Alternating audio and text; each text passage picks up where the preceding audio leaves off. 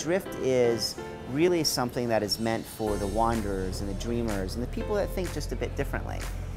It's an environment and an experience that I want to create that is very social, very memorable, very light and fun at the same time. It's created from my experience over the years of 20+ years of cooking and having traveled all throughout the world.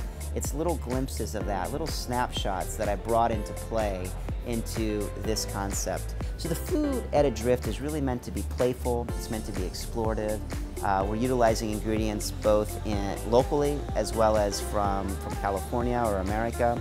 It's that blending of those type of ingredients plus our experience through the years that have crafted a really phenomenal experience.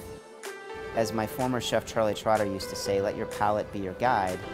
Well, I think your palate needs to be your guide, and I always use that as part of my takeaway with cooking. But when you're out and you're experiencing, whether you're at a dinner at a great restaurant or you're traveling and you're in a new culture, in a new country, you've never had that type of food before, it's that curiosity that leads you to great things. There's a few dishes that I just am incredibly excited about here at Adrift. One is our version of a crab melt. And what we're doing is we have Alaskan king crab is paired up with pimento cheese on an incredibly unctuous piece of bread with a little bit of some pickles that we've made. And just the flavors alone are phenomenal. It turns the idea of a crab melt on its head.